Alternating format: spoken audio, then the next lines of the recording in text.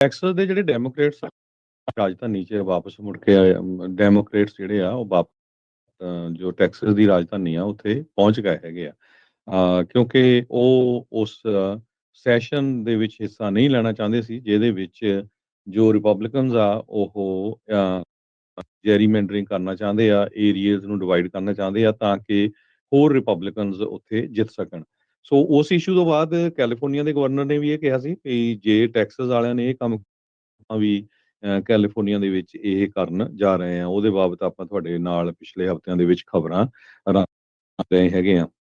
ਕਿਉਂਕਿ ਕੈਲੀਫੋਰਨੀਆ ਨੇ ਇਹ ਕਿਹਾ ਸੀ, ਐਡਵਾਂਸ ਹੀ ਕਹਿਤਾ ਸੀ ਵੀ ਅਸੀਂ ਕਾਊਂਟਰ ਕਰਾਂਗੇ ਜਿਸ ਤਰ੍ਹਾਂ ਜੇ ਟੈਕਸਾਸ ਵਾਲੇ ਕਰਦੇ ਹੈਗੇ ਆ। ਟੈਕਸਾਸ ਦੇ ਜਿਹੜੇ ਹਾਊਸ ਡੈਮੋਕਰੇਟ ਸੀ ਉਹ 2 ਹਫ਼ਤੇ ਪਹਿਲਾਂ ਛੱਡ ਕੇ ਚਲੇ ਗਏ ਸੀ ਟੈਕਸਾਸ ਸਟੇਟ ਨੂੰ, ਜਿੱਥੇ ਕਿ ਰਿਪਬਲਿਕਨ ਮੈਜੋਰਿਟੀ ਲੀਗ ਆ, ਉਹਨਾਂ ਨੂੰ ਪੂਰਾ ਜਿਹੜੀ ਅਟੈਂਡੈਂਸ ਚਾਹੀਦੀ ਸੀ ਜੇ ਮੈਪਸ ਨੂੰ ਰੀਡਰਾ ਕਰਨਾ ਹੈਗਾ ਆ। ਕੋਰਮ ਨਹੀਂ ਪੂਰਾ ਹੋਇਆ ਉਹਨਾਂ ਦਾ, ਕਿਉਂਕਿ ਇਸ ਕਰਕੇ ਜਿਹੜੇ ਡੈਮੋਕਰੇਟਸ ਆ ਉਹ ਛੱਡ ਗਏ ਸੀ ਤਾਂ ਕਿ ਕੋਰਮ ਉਹਨਾਂ ਦਾ ਨਾ ਪੂਰਾ ਹੋਵੇ। ਹੁਣ ਦੇਖਦੇ ਆ ਵੀ ਕਿੱਥੇ ਕੁ ਗੱਲ ਪਹੁੰਚਦੀ ਹੈਗੀ ਆ ਵੀ ਟੈਕਸਾਸ ਵਾਲੇ ਦੁਬਾਰਾ ਕੀ ਇਨੀਸ਼ੀਏਟਿਵ ਕਰਦੇ ਆ ਤੇ ਉਹ ਤੋਂ ਬਾਅਦ ਗਵਰਨਰ ਗੈਬਨ ਨਿਊਸਮ ਕੈਲੀਫੋਰਨੀਆ ਦੇ ਵਿੱਚ ਜੋ ਮੈਪਸ ਆ ਉਹਨਾਂ ਨੂੰ ਰੀਡਰਾ ਕਰਨਗੇ, ਕਿਉਂਕਿ ਜਿਹੜੀਆਂ ਅਗਲੇ ਸਾਲ ਦੀਆਂ ਇਲੈਕਸ਼ਨਸ ਹੈਗੀਆਂ ਆ 2026 ਦੀਆਂ, ਖਾਸ ਕਰਕੇ ਯੂਐਸ ਕਾਂਗਰਸ